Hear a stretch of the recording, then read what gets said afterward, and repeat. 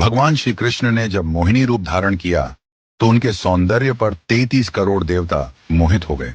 सभी देवताओं ने मन में यही कामना हुई कि ऐसी सुंदरी उनकी पत्नी बन जाए, परंतु केवल एक देवता ऐसे थे जिनके मन में मोहिनी के प्रति इस तरह का भाव नहीं आया। वे थे सूर्यदेव। सूर्यदेव ने मोहिनी रूप को देखकर मन ही मन कहा, यदि ये मेरी पुत्री बन जाए तो मेरा जीवन धन्य हो जाए।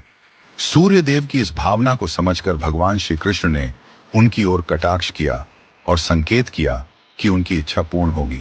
समय बीतने के बाद सूर्यदेव ब्रजभूमि में वृषभानु महाराज के रूप में अवतरित हुए। वृषभानु जी ने तपस्या की और ब्रह्मा जी से प्रार्थना की कि उन्हें ठाकुर जी की पुत्री के रूप में प्राप्ति हो। ब्रह्मा जी ने उनकी प्रार्थना को श्री हरि तक पहुंचाया। ठाकुर जी ने विचार किया कि वे नंद यशोदा और देवकी वासुदेव के यहाँ पुत्र के रूप में जन्म लेने वाले हैं, लेकिन प्रेम की स्थापना के लिए एक विशेष अवतार लेना होगा। ठाकुर जी ने अपने रूप को दर्पण में देखा और उस दर्पण में उन्हें ऐसा रूप दिखाई दिया जो स्वयं ठाकुर जी को भी मोहित कर गया।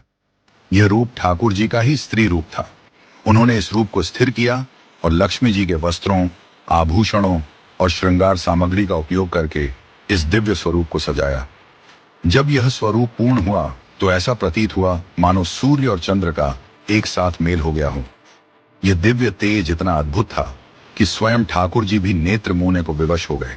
जब उन्होंने नेत्र खोले तो उनके सामने श्री राधा रानी का दिव्य स्वरूप प्रकट हुआ। श्री राधा के प्राकट्य का समय सुबह 4 बजे का था, जो ब्रह्म मुहूर्त का समय है। भगवान के अन्य अवतारों का प्राकट्य दोपहर 12 बजे या रात्रि 12 बजे होता है, परंतु राधा रानी का जन्म ब्रह्म मुहूर्त में हुआ, जो नए दिन की शुरुआत का प्रतीक है। यह इस बात का संकेत था कि प्रेम का प्रकाश संपूर्ण विश्व में फैलने वाला है। राधा रानी के अवतरण पर वृषभानु महाराज और कीर्तिदा माता के घर उत्सव मनाया गया। सभी गोप गोपियां ब्रजवासी आनंद में झूम उठे, लेकिन एक अद्भुत घटना ने सबको चकित कर दिया। राधा रानी अपनी आंखें नहीं खोल रही थीं। वृषभानु महाराज और माता कीर्तिदा इस बात को लेकर चिंतित हो गए। कई साधु संत और विद्वान उनके दर्शन करने आए, लेकिन किसी के भी प्रयास से राधा रानी ने अपनी आंखें नहीं खोली। तभी देवताओं के आग्रह पर नारद मुनि वहां आए। उन्होंने राधा रानी के पास बैठकर उनकी स्तुति की।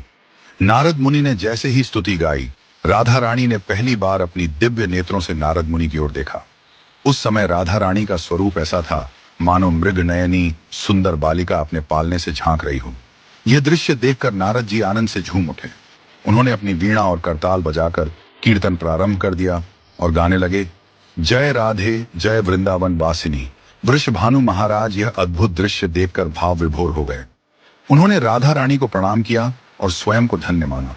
उन्होंने अनुभव किया कि उनकी पुत्री कोई साधारण बालिका नहीं, बल्कि साक्षात देवी हैं। इस प्रकार श्री राधा का अवतरण प्रेम की स्थापना के लिए हुआ। ठाकुर जी ने ज्ञान, धर्म और वैराग्य की स्थापना के लिए कई अवतार लिए, लेकिन प्रेम की स्थापना के लिए श्री राधा का अवतरण हुआ।